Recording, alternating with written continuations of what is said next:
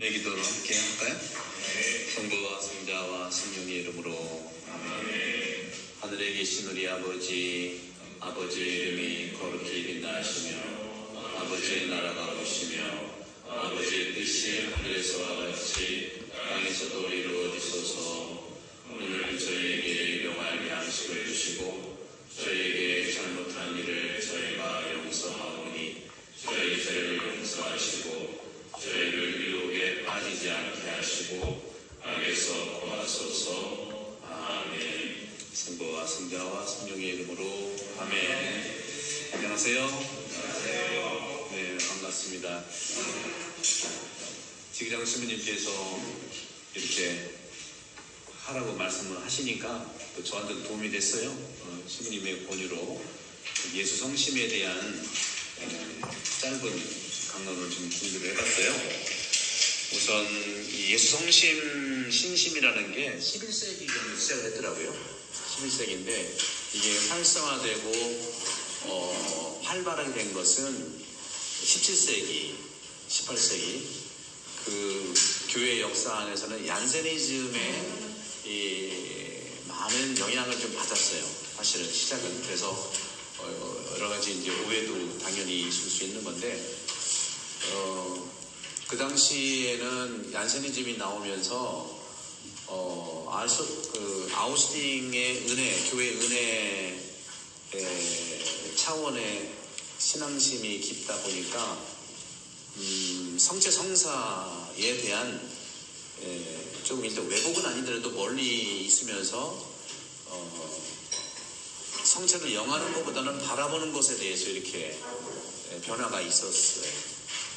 그러면서 저는 말씀드리고 싶은 것은 항상 똑같은 말씀인데 이 성체 성사의 본질이 사라지면서 다른 방향이 갈 수 있지만 그 다른 방향을 하느님은 선으로 인도하신다. 그런 걸 믿는 거예요. 그래서 예수 성심 축일이고 오늘이 대축일이고 또 사제 성화의 날은 요한 버리세 교황님께서 이제 우리에게 선물을 주셨는데요. 이 예수 성심의 가장 기본적인 신학적인 토대는 성체성사잖아요.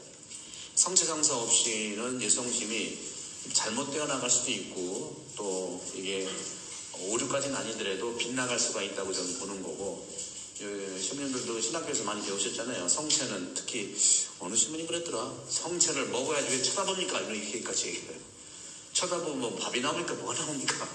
그래서 그런 부분들이 있는데, 그래서 이 성심, 예수 성심의 영성이라고 하는 것은 성체 성사를 토대로 해서 현존, 그러니까 예수님이 현존에 포인트가 좀 있는 것이다 하는 것을 다시 말씀을 포함해서, 그래서 성체와 성혈, 신비, 현존 영성을 토대로 할 때 예수 성심은 본래의 의미를 찾을 수 있다는 말씀을 좀 드리고요. 그래서 현존이라는 것은 기본적으로 하느님이 어디 계시냐는 거잖아요. 근데 과거에 모든 종교에서는 하느님은 멀리 있는 곳이었어요. 항상 우리나라도 마찬가지죠. 하늘에 있고, 우리도 보게 되면 저 산속에서 가서 하느님 만나려고 하잖아요. 구약도 이미 하늘에 계시는 분이잖아요. 그래서 구약도 하느님을 통해서만 오로지 체험을 하게 된 게 구약인데, 이런 면에서 하느님이 어디 계시냐를 묻는다면 디모데후전서 6장 13절에 바오로 사도가 하느님은 접근할 수 없는 빛 속에 계시다. 디모데전서 6장 13절에 나왔고, 또 요한복음 3장 13절에도 아무도 하늘로 올라간 이가 없다 하고 예수님이 니고데모에게 확증해 준 것도 그건 원칙으로 하죠. 하느님은 초월성을 갖는 건 당연한데, 우리 그리스도교에서 예수 성심을 이해하려면 결정적인 하늘에 계신 분이 우리와 함께하는 사건이 구약의 출애굽이에요. 출애굽이 굉장히 중요해요. 하늘에만 계신 게 아니라 구체적으로 이스라엘 백성과 함께 고통과 노예에 있는 그들과 함께 모세를 통해서 끌어냈잖아요. 그래서 초월성이 역사성으로 연결되는 것은 출애굽 사건의 엄청난 일이다. 그래서 바오로 사도도 그렇게 고린도전서 2장 7절에 그렇게 말씀을 하셨죠. 시나이산 근처에 계시는 그 천둥 번개라든가 탈출기 24장 1절에도 그런 얘기가 나오고, 또 골로새서 1장 19절에도 결국에는 예수 그리스도 안에 모든 충만함이라고 하는 것이 우리 함께 계신다는 원형인 출애굽이라는 사실들, 그러면 신약으로 오면서는 예수의 십자가잖아요. 십자가에 있는 예수를 출애굽과 연결돼서 파스카의 정점이기 때문에 그런 점에서 오리게네스를 반대했던 꼰트라 첼수, 그러니까 이교도 첼수스도 그런 얘기를 했잖아요. 첼수스도 어떻게 로마인들한테 로마인에 의해서 십자가형에 처한 유대인 예수 안에 하느님이 존재하냐, 이건 이제 맞지 않는다 하고 그렇게 얘기한 것은 완전히 그 초월성에 대한 근거를 두고 예수를 부정하는 것이라 볼 수 있죠. 그렇지만 이런 십자가에 우리는 그리스도인은 항상 십자가의 삶을 산다고 하는 것은 지극히 현존이 우리와 구체적으로 함께한다는 것, 지금 이곳에서 함께한다는 복음적 가치를 얘기를 하는 것이라 볼 수 있겠고요. 그래서 고린도전서 3장 16절에 17절을 보게 되면 여러분이 하느님의 성전이고 하느님이 영께서 여러분 안에 계시다는 사실을 여러분은 모릅니까? 누구든지 하느님의 성전을 파괴하면 하느님께서도 그 자를 파멸시킬 거다. 하느님의 성전은 거룩하기 때문입니다.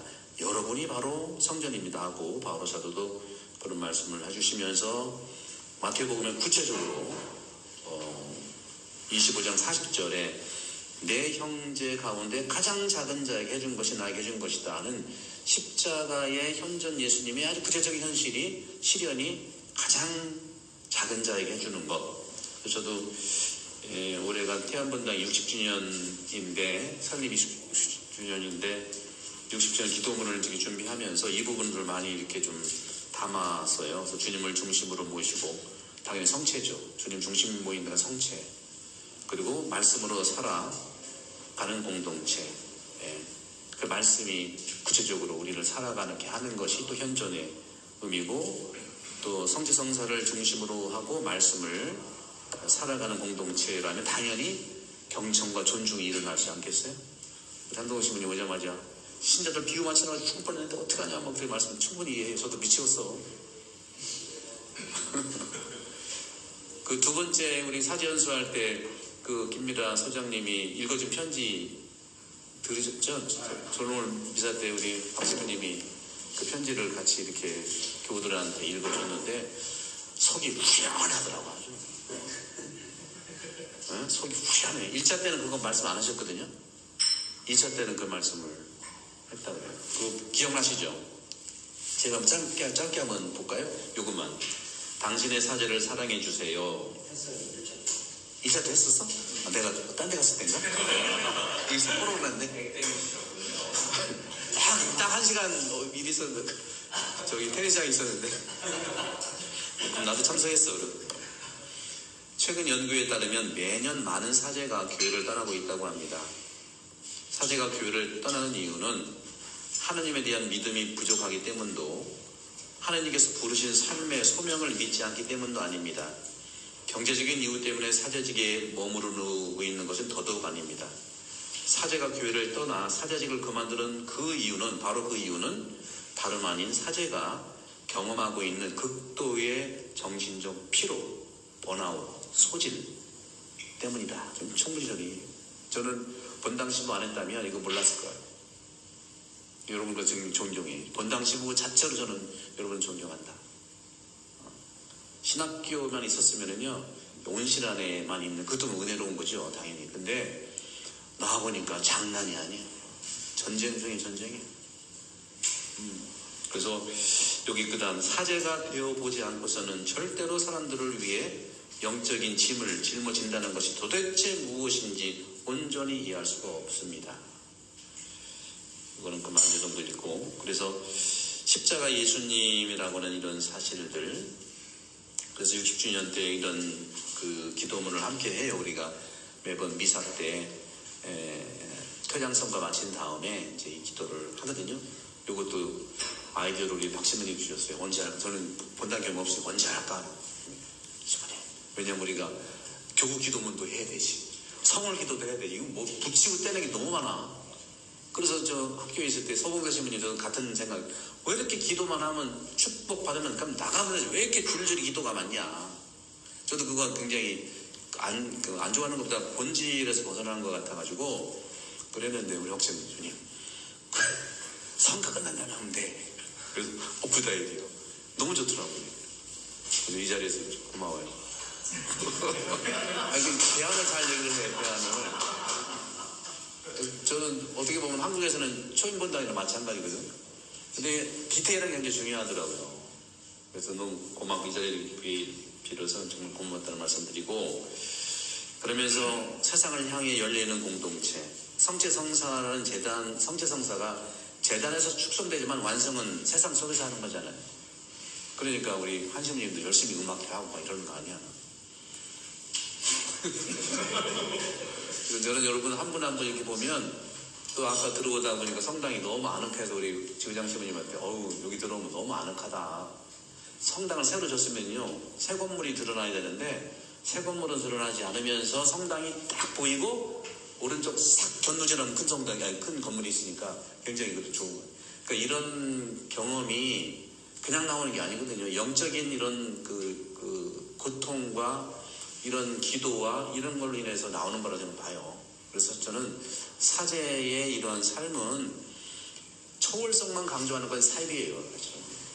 그 초월성이 어떻게 구체적으로 이 땅에서 이렇게 이루어지는가는 그런 부분인데, 그런 점에서도 말씀의 힘으로 성장하고 복음의 기쁨을 삶으로 살아 하느님과 이웃 그리고 자신을 사랑하며 그 사랑으로 가장 작은 자를 돌보는 데 힘쓰게 하소서 하고 이렇게 이제 기도를 했어요. 결국에는 그래서 저는 성체성사라고 하는 것은 모든 종교의 초월성이 구약에서는 출애굽으로 완전히 내려오고, 그 다음에 신약에서는 완전히 십자가로 내려오고, 그리고 구체적으로 이제 예수님 돌아가시기 전에 우리에게 그리스도의 인격을 드러내는 이 성체성사를 우리에게 선물로 주셨다는 거. 그래서 이 성체성사에 대한 부분들을 이제 그렇게 말씀 좀 드리고 있고요. 그래서 그리스도만이 모든 것 위에서 모든 것 안에 계신다. 골로새서 3장 11절에 보면 여기에는 그리스도인도 유대인도 다다다다 없습니다. 그리스도만이 모든 것이며 모든 것 안에 계십니다.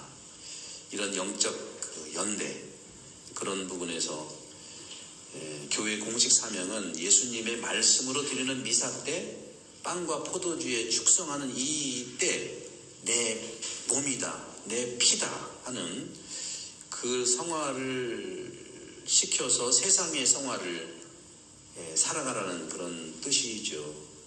그런 점에서 저는 이 성체성사의 가장 기본적인 그 토대 위에서 예수 성심을 이해를 좀 하는 것이 훨씬 우리에게는 사제의 삶이 미사이기 때문에 그 미사가 얼마나 소중한지를 나눠드리고 싶고, 그리고 여기 이제 본론으로 들어가서 여기 이제 또 그 사제 성화의 날 너무 잘 만들으셨어요. 또 이거 너무 거기 보시면 그 보면 잠깐 말씀을 좀 드릴게요.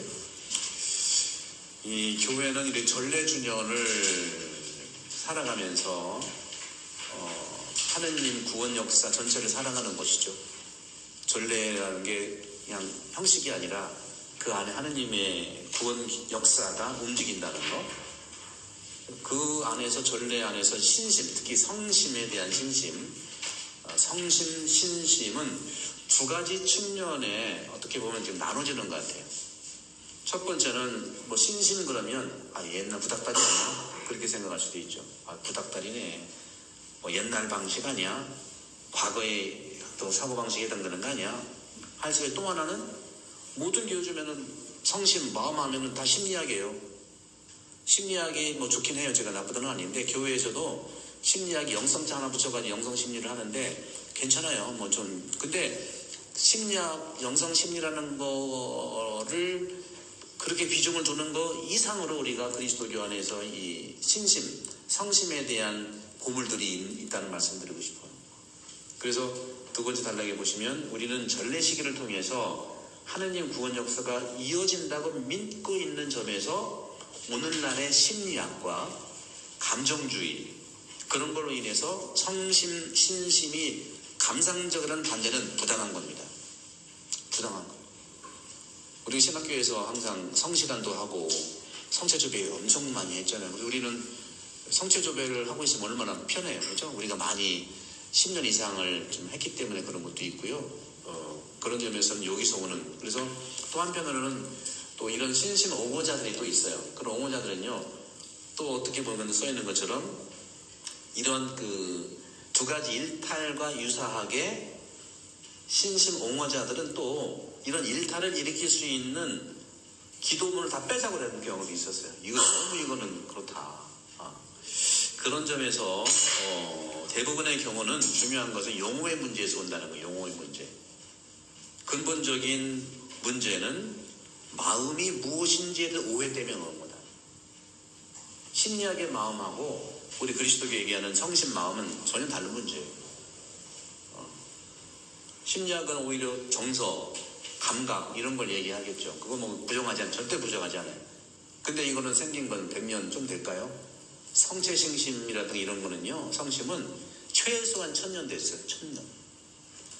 이 오래된 걸로 뭐 그렇게 한다는 건 아닌데, 거기에는 우여곡절과 과정들이 얼마나 은혜로운지 모릅니다. 그래서 그걸 살짝 이제 말씀을 좀 드리고 싶은데, 마음이라고 하는 것은요, 다양한 언어에서 가장 널리 사용된 용어 중에 하나잖아요. 하지만 많은 사람들은요, 마음을 그냥 감상적 감각기관의 부분으로만 이해해요. 이것은 말씀드렸던 1000년 이상 이어온 구약만 해도 그 마음의 서적이거든요. 신약은 영의 서적이고 마음의 영이고 진지하고 전통적인 의미가 굉장히 많아요. 그런 것에서 우리가 만나지 못하는 부분이 있다 보니까 다 심리학으로 빠져버리는 거. 교회가 어떻게 심리교회가 돼버려서.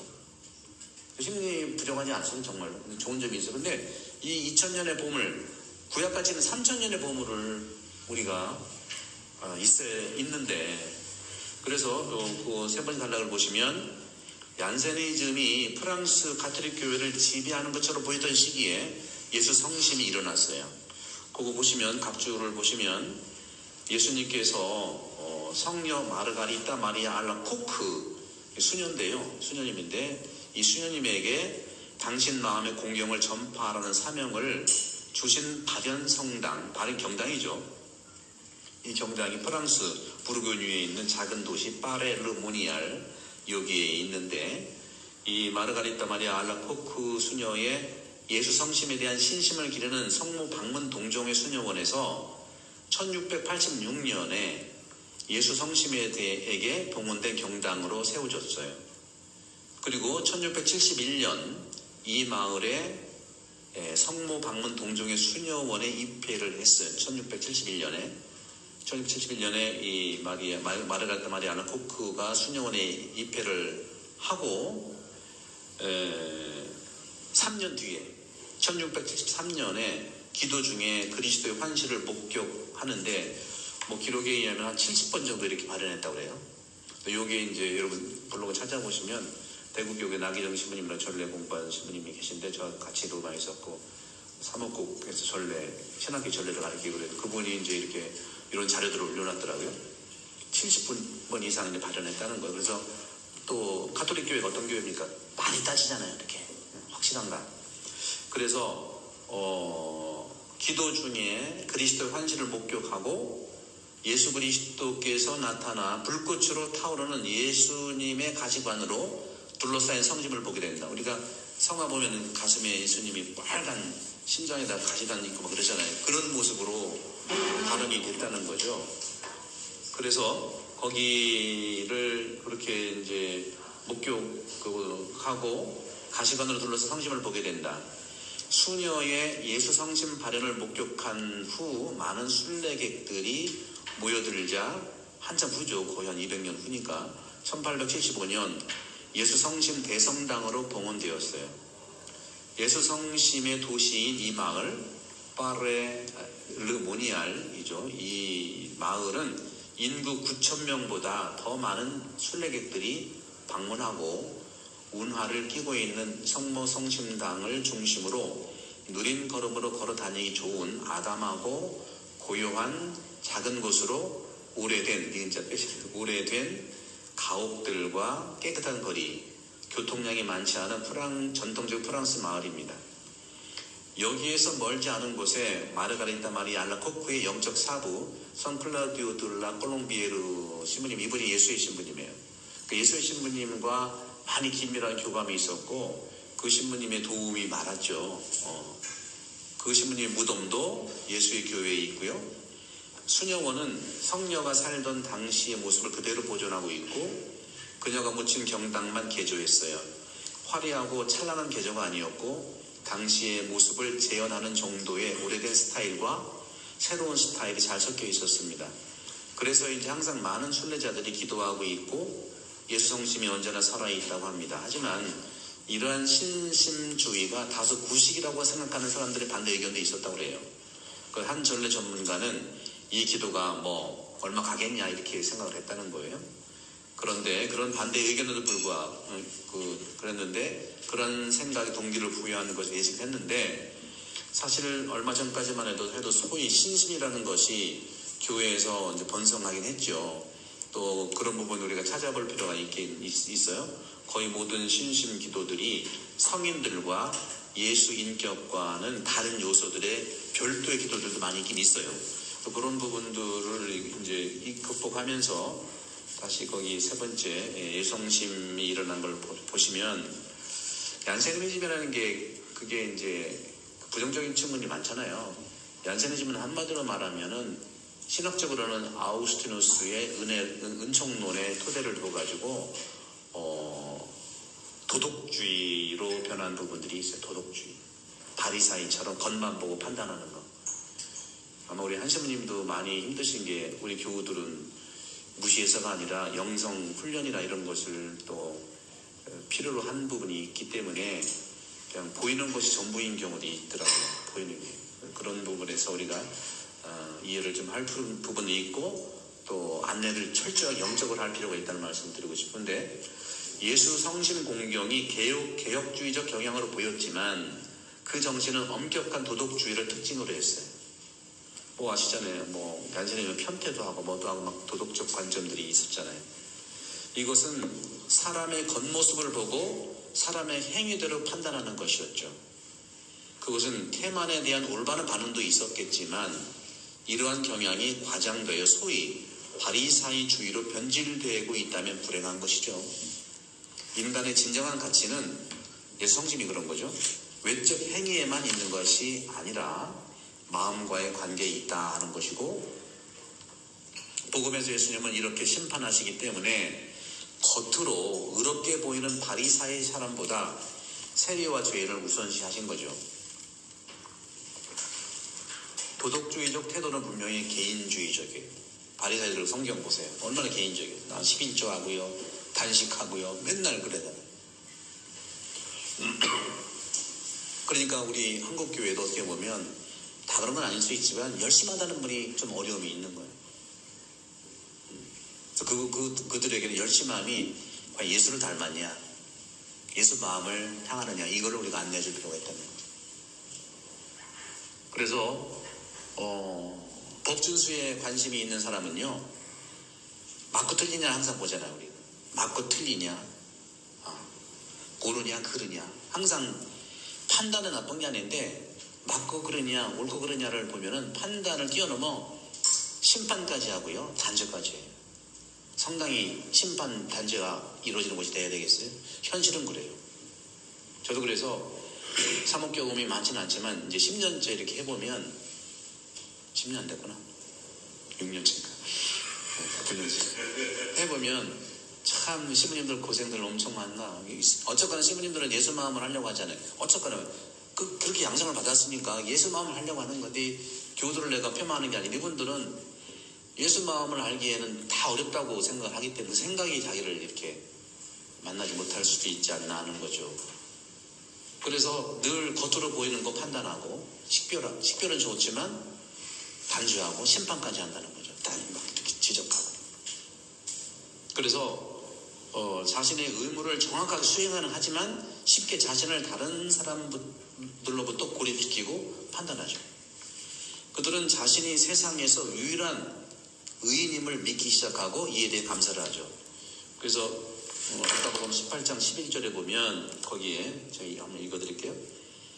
바리사이는 꼿꼿이 서서 혼잣말로 이렇게 기도하였다. 오 하느님, 제가 다른 사람들 강도짓을 하는 자나 불의를 저지르는 자나 간음을 하는 자와 같지 않고 저 세례와도 같지 않으니 하나님께 감사드립니다. 저는 일주일에 2번 단식하고요. 모든 소 11주 바치고요. 실제로 저 짧은 이 사목 경험에 실제로 이렇게 말하는 사람이 있더라고요. 그런 사람이 나쁜 사람이 아니에요. 굉장히 열심히 한 사람이에요. 봉사도 많이 했던 사람이에요. 이 말을 그대로 해요. 저한테 와서. 신부님, 그 사람 어떤 사람인지 아세요? 사기꾼이고요. 사기당사자 많아요. 뭘 그러면 안 되잖아요. 아니, 그러니까 그 사기치면 안 되잖아요. 예수님이 왜 유다스를 쳐내지 않았을까요? 유다스가 분명히 예수님 배반을 뻔히 알면서 왜 처단하지 않았냐, 그 소리랑 마찬가지일 수 있어요. 예수님의 마음은 다르거든요. 유다스의 그런 완고한 마음 속에서 회개의 꽃이 필 수 있다는 걸 기다리는 거거든요. 우리는 못 기다려요. 못 기다리고 금방금방 해결사처럼 하려고 하는 경향이 있다. 그래서 교회 안에서 수많은 영성가들이 하는 얘기는 딱 2가지가 요약되는 거예요. 서두르지 마라. 2번째는 자기 뜻대로만 하지 마라. 자기 뜻이 좋긴 한데 자기 뜻대로만 하지 마라. 이게 모든 영성가도 이구동성으로 공통적으로 하는 말이더라고요. 그것이 서양 사람들이니까 그렇게 쟤는 와보니까 맞는 부분이 많아요. 그런 점들을, 그리고 또 바닷가 근처는 굉장히 급하더라고요. 또 이해해요. 바닷가는 바다에 나가면 죽냐 사냐 둘 중에 하나이기 때문에 얼른 해야 되는 것도 이해는 해요. 그래서 우리가 이런 영적인 부분에서, 그래서 저는 5장을 작년에 말씀하기 시작한 이유가 그거였어요. 저도 안 하면 편한데 이 사람들을 아까 한시원이 뭐라고 했지? 비유 맞추는 거. 한두 번이지 비유 맞추는 거. 그 비유 맞추는 게 번아웃 되는 거거든. 그래서 그냥 말씀하기 시작해놓고 어쨌거나 일주일에 한 번씩은 1시간 반 이렇게 예수님 얘기 하자는 거지. 맞고 다니는 거 필요 없고 그렇게라도 하면 꽃이 피고 나중에 열매를 맺어서 지금은 아니더라도 그런 면에 좀 길게 좀 최소한 3년은 해야 되지 않나. 예수님 3년 동안 했으니까. 그래서 이런 분들은요, 천국에서 상을 받을 자격이 있다고 믿는 거예요. 마음의 태도가 달라요. 전혀 다릅니다. 마음이 있는 사람은요, 자신의 행동을 다른 사람들과의 관계에서 고려를 하는 사람이잖아요. 그렇잖아요. 우리가 죄를 진다는, 죄라고 하는 거하고 또 일반적으로 사람의 모든 결점이 있잖아요. 우리 죄도 질 수 있는 결점도 있는데 죄와 결점이 뭐가 도대체 문제냐, 그 자체로는 문제가 아니에요. 그 죄와 그 결점이 다른 사람을 슬프게 했다는 것은 내가 부끄러워해야 되는데 그건 전혀 아니거든요. 나는 그저 죄인일 뿐이고 나는 결점이 있을 뿐이고 나 본래 그래, 나도 상처받았어, 이런 걸로 인해 가지고 본래의 죄와 결점은 그 자체로는 큰 문제가 안 돼요. 우리도 죄인이니까 우리도 넘어질 수 있잖아요. 근데 그 죄와 결점이 다른 사람을 슬프게 한 거, 이걸 부끄럽게 생각해야 되거든. 그건 전혀 생각이 없어요. 그런데 그분들은 예수님이 십자가상에서 저들은 모른다고 얘기하잖아요. 용서해달라고 하죠. 예수 성신께 드리는 기도에서 우리는 소위 죄지음을 회개합니다. 이것은 감상이 아니라 죄에 대한 참된 통찰, 인식, 알아차림을 얘기하는 거죠. 그건 단지 율법을 위반하는 것에 근거해서가 아니라 하나님과 다른 사람들과의 인격적 관계에서만 고려될 수 있는 것이다. 나 자신이 누군가의 기분을 상하게 했다고 고백하는 것이 굴욕적인 것처럼 보일 수 있어요. 근데 세상 현실을 보면요, 시민들 어떠세요? 세상이 일본이 왜 우리한테 용서를 왜 안 할까요? 그죠? 요즘의 용서는요, 힘 있는 사람한테 용서하지 힘 없는 사람이 용서 안 해요. 저런만 똑같아요. 강자한테 약하고 약자한테 강한 거 똑같아요, 이게. 그러니까 이 부분이 참 저도 딜레마인데, 우리 경우도 그렇게 되면 안 되잖아요. 그러니까 그런 부분에서 저도 여기에 이제 썼습니다마는 세상 현실을 바라보면 교만한 사람에게, 힘 있는 자에게는 용서를 구해야 하고 자비로운 사람, 착한 사람에게는 용서를 구하지 말아야 한다는 세상이 되어버렸어요. 어디든지 그래요. 특히 오늘날의 이 법기술자들이 세상을 통치하는 이 세상에서는 더 그래요.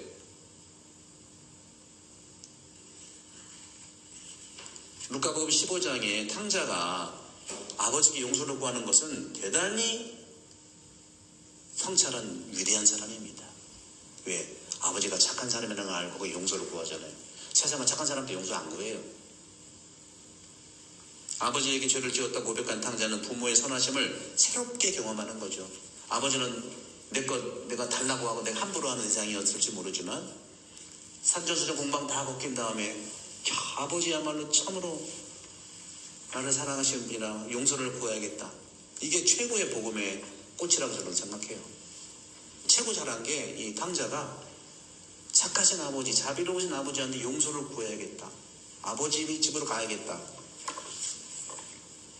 자신의 결점을 하느님의 마음에 대한 모욕으로 인식하는 것은 그분의 사랑과 모든 것을 용서하려는 의지를 새롭게 재발견한 것이 아닌가. 그렇기 때문에 예수 성심기에 대한 신심의 전형적인 요소는 자신의 죄와 온 세상의 죄에 대한 용서를 구하는 것이다.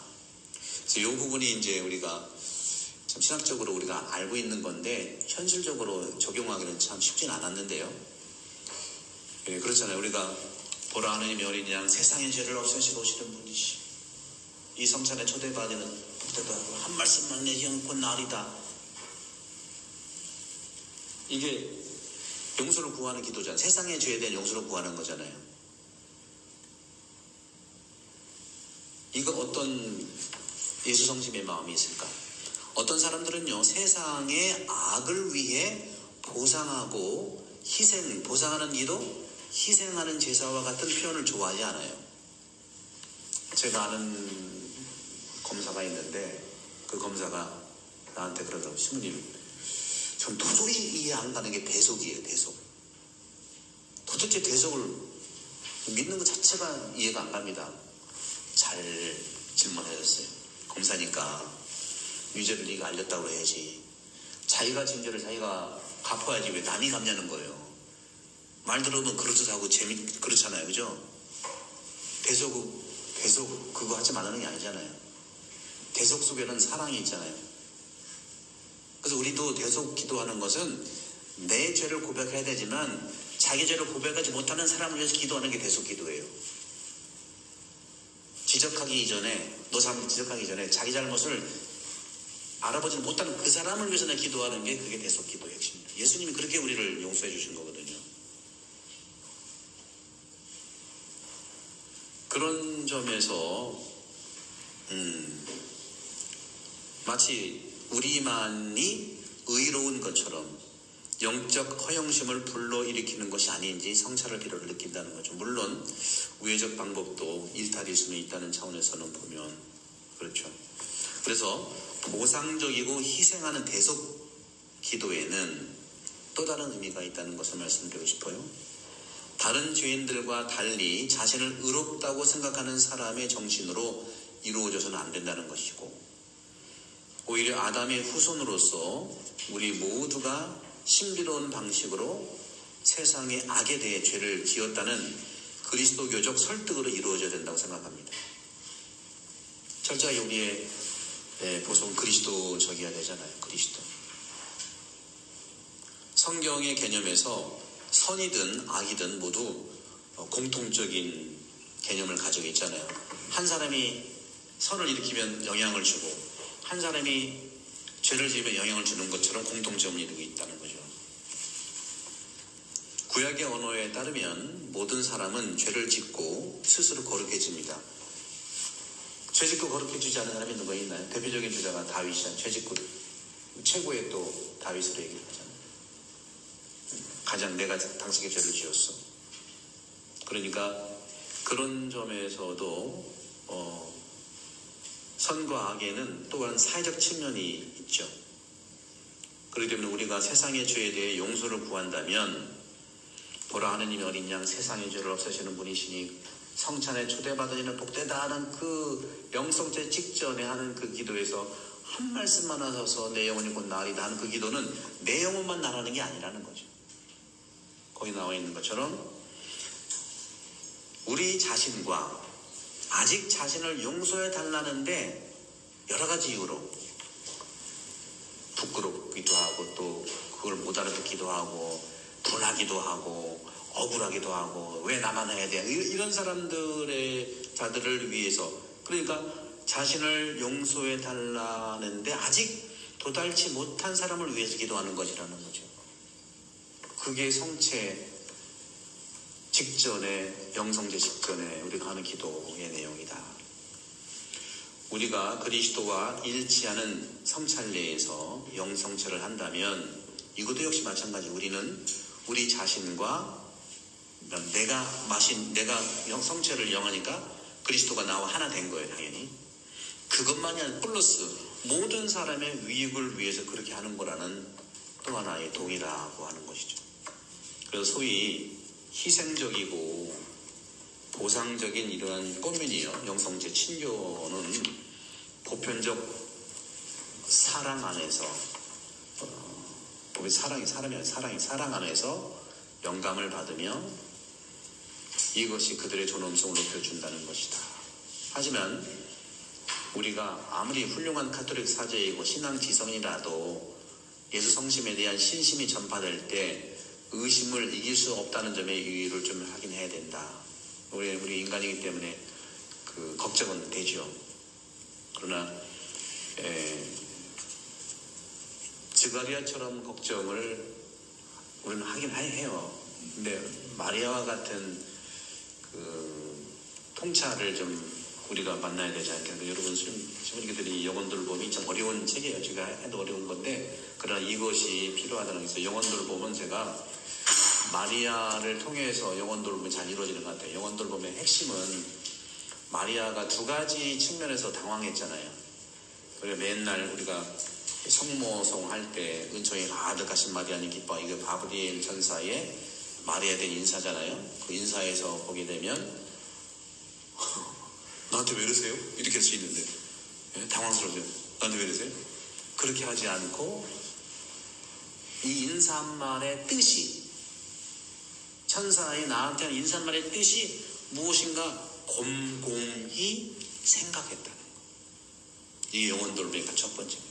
우리는 너무 급한 나머지 그때 즉시 단답형 해답 주고 해결사하고 그러려고 하다 보면 마음이 아니라 감정으로 나갈 수밖에 없지 않나. 마리아는 그런 점에서, 마리아가 최고의 우리 성인이지만 그분이 강론을 잘했어요. 무슨 치유를 잘했어요. 그분이 무슨 기적을 베풀었어요.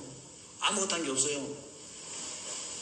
근데 요거 순명 하나, 그리고 영적 돌봄, 영혼 돌봄 모델이 저는 마리아라고 보거든요.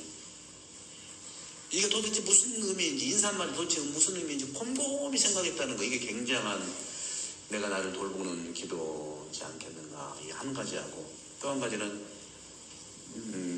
이제 내일 복음일 겁니다. 내일 복음. 이 내일이 티 없이 깨끗하신 성모님 기념일이죠.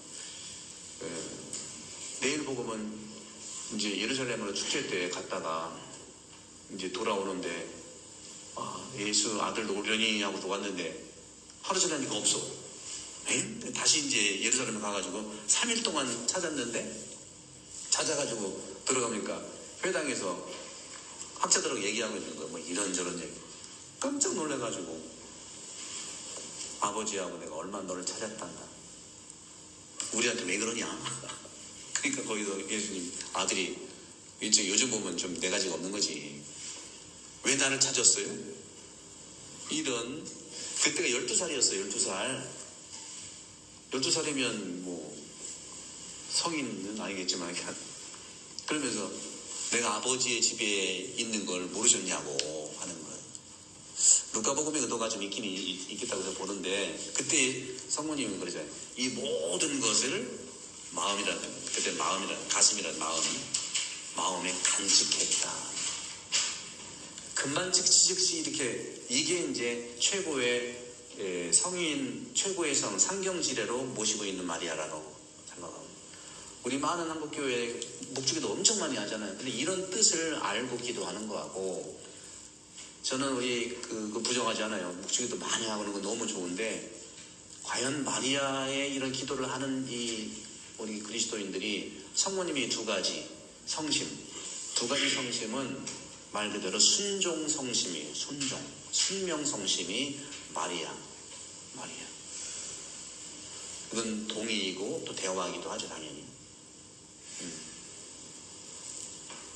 예수님은 우리의 아까 예수님의 성심은 대속의 마음인데 내 죄도 고백을 하고 기도하지만 아직 이 단계에 이르지 못한 사람을 위해서 지적하는 게 아니라 기도해 주는 거. 예수님의 그 대속 기도가 그거 십자가에 돌아가시면서도 모든 만민들을 위해 사랑했다는 것은 추상적인 것이 아니라고 생각하거든요. 아주 현실적으로 굉장히 심리학 이전보다 훨씬 더 중요한 우리 마음을 건드려주는 거라고 생각한다는 거죠. 그래서 생각이 내 마음을 건드리지 않으면 생각은 그냥 생각일 뿐이고 생각이 내 마음을 건드려 줄 때 영원히 돌볼 수 있고 그 생각이 마음을 건드려서 결정해서 살아가는 삶이다. 그런 점에서는 생각과 마음이 자주 만나야 된다는 그런 내용들이 여기 다 쓴 겁니다. 그래서 그런 점에서 오늘날 언어에서 마음이 감정과 너무 동일시되기 때문에 이런 부분들은 예수 마음과 성모님 마음, 예수 성심과 성모 성심의 이런 차원에서 이제 말씀 좀 드리고 싶었고요. 이 책도 그런 점에 그렇게 좀 전문적인 거라 시민들은 다 읽으실 수 있어요. 우리 교우들이 좀 어려울 수도 있는데 그래서 또 보고 하면 될 거라고 말씀드리고 그래서 진정한 헌신은 감상적일 수가 없습니다. 감상이 나쁘다는 건 아니죠. 감상과 감정은 나한테는 필요해요. 근데 거기에 빠지거나 그 감정대로 상대방한테 하면 안 되죠. 그건 안 되는 거죠. 존중을 받아야 내 감정 내가 한다는데 뭐가 문제겠어요. 근데 그것을 상대방한테 누구한테 하는 것은 그것이 바로 죄이지 않느냐는 거죠. 이러한 그런 점에서 우리는 그 헌신이 합리적이고 선을 행하려는 강한 의지를 바탕으로 하기를 기대한다는 것입니다. 우리가 이러한 본질적 태도에 동의를 해야 하고 교황 기호 12세가 회칙에서 그러니까 교황 12세가 하는 이 부분이 성심 신심에 굉장히 영향을 주셨더라고요. 이 부분들이. 그래서 이때 회칙들이 굉장히 많이 나와요. 비호 9세, 10세, 11세 뭐 이때인데 가장 이때가 전 세계적으로 굉장히 심란할 때예요. 가장 인간의 마음이 썩었을 때예요. 1차 세계대전, 2차 세계대전 유럽이 전 세계니까 그때는 인간이 이 지경까지 갈 수 있느냐를 최고의 바닥을 찍은 시대가 이때이기 때문에 이때의 무염시태라든가 성모 성천도 이때 선포를 하는 건 성모님에 대한 부분들이 그런 점에서 굉장히 중요한 그래서 예수 성심과 성모 성심이 같이 오늘이 예수 성심 대축이면 내일이 성모 성심이 같이 만나는 게 굉장히 중요한 거예요. 옛날에 떨어져 있었거든요. 너무 잘하는 거예요. 그래서 예수 성심과 성모 성심이 같이 붙어 있는 내일 연결되는 것이 중요한 부분이다 말씀을 드리고 싶고 그래서 교황님이 얘기한 것처럼 도덕적인 사람이 돌처럼 차갑다는 뜻도 아니고요. 또 나와 있는 것처럼 또 따뜻한 감정을 지닌 사람이 자연스럽게 좋은 관계를 맺을 필요가 없다 이런 것도 아니에요. 저절로 된다는 것도 아니에요. 따뜻한 사람이 저절로 맺어지는 아니거든요. 따뜻해도 노력을 해야 되고요. 도덕적인 사람 같은 경우에도 돌처럼 차갑게 될 수도 있어요. 우리 너무 그 부분에 완벽을 바라는데 그래서 예수 성심과 성모 성심에 토대를 둔다면 가능하다는 것이죠. 하지만 오해가 그렇게 생긴다는 거죠. 일부 감정은 어머니가 자녀에게 갖는 감정처럼 피상적 충동이 아니고 이런 경우에는 안정된 태도고요. 이런 감정은 아이에 대한 사랑의 표현이죠. 그리스도의 사랑은 보편적이며 모든 사람을 위한 것이고 신실하고 최고의 대속이죠. 희생을 치를 준비가 되어 있는 것이죠. 예수 성심에 대한 신심은 모든 사람이 예수님의 마음과 비슷한 마음을 갖도록 초대하는 것이라고 말씀드리고 싶습니다. 아이고 짧은 건데 장시간 들어주셔서 감사드리고요. 혹시 시민님들이 원하시면 이 책 이렇게 더 드릴 수 있고 여러분들은 본당에 원하시면 특강도 해드릴 수 있어요. 돈 안 받아. 저는 우리 지구장심을 너무 존경하기 때문에 서산 지구에 이런 성모 신심, 성심이 우리 모든 교우들 안에서 이루어질 수 있도록 바라면서 너무 길게 했네요. 이상으로 마치 혹시 뭐 질문이 있으시려나?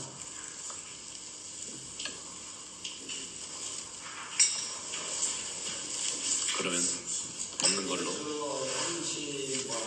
네. 세상이 이야기하는 도덕적 성숙한 사람의 태도와 이제 그 구별이 이제 어떻게 되는가. 그리고 이제 여기 연세인들의 첫 번째 질문이 연세인들이 이제 옛날 바리사이적인 가치 판단에 각한 윤리나 도덕적인 판단 때문에 그 사람을 완전히 매료해서 저희 자신을 포함되겠죠. 그래서 인간의 윤리 도덕적으로 인간을 위치시켜놓고 판단을 했다면 과연 그리스도의 입장에서는 그러한 판단이 완전히 잘못됐다고 말해야 되는가. 바리사이적인 거라 그러니까 사람은 외적인 것만 봐서는 안 된다는 거죠. 외적인 것도 중요하다. 더 중요한데 외적인 것만 보니까 마음을 읽어라. 그러니까 우리 그리스도께서 마음은요 굉장히 중요한 하느님을 만나는 장소가 마음이에요. 감정이 아니거든요. 감정이 포함되어 있긴 한 부분적으로 포함되긴 있는데 또 우리 이제 성경도 마음도 그런 뜻이고 한국에서의 마음도 그런 뜻 같은 맥락을 가지고 있더라고요. 근데 영이라고 했을 때 영이라고 했을 때는 영과 마음은 거의 동급으로 보면 돼요. 그래서 우리는 영적인 거, 마음이라고 해서 심리적인 거 얘기하는 것만 얘기하는 게 아니거든요. 마음은 영이에요, 영. 그 마음이 가난한 사람이 행복하다는 그 마음이거든. 그래서 그런 점에서는 우리가 외적인 거 안 중요하다는 얘기 아니에요. 외적인 것만 가지고 모든 것을 바리사이처럼 하니까. 영이 마음이고 혼이 일종의 육과 비슷하잖아요. 혼은 영과 육을 중재하는 영혼이에요, 영혼. 영혼이죠, 영혼. 이게 이제 보면 제가 알고 생각하는 바로는 그거 사이에서 우리는 사실은 마음적으로 영적으로 마음을 이제 훌륭한 사람들도 믿음도 깊고 안지도 바르고 여러 가지 판단하는 자리를 잘하는 사람들을 영적으로 굉장히 성숙한 사람이라고 하지만 그 기본은 비사에 잘 나오고 그렇죠. 네. 이런 사람들이 네네네. 그렇고 소리 생각하지 않는 당연하죠. 당연한 거죠. 그러면 우리는 얀센이집이 나쁜 것은 그것만 극단으로 그렇기 때문에 그런 거 아니에요? 연세니즘은 이미 이제 이단으로 결판났죠. 그러니까 이제 그것만 이제 극단으로 갔는데 또 그 이전에 성인들 이야기를 들으면 현태화하고 막 단식하고 밤에 밤새도 기도하고 이러잖아요. 그게 이제 다 설명할 수는 없고 다 아시잖아요. 여러 가지 그건 심리학한테 물어보면 될 것 같은데. 심리학한테 물어보면 될 것 같은데. 이건 좋은 질문 감사합니다. 네. 영광성으로 마칠까요? 성부와 성자와 성령의 이름으로 아멘. 영광이 성부와 성자와 성령께 성부와 성자와 성령의 이름으로 아멘. 감사합니다.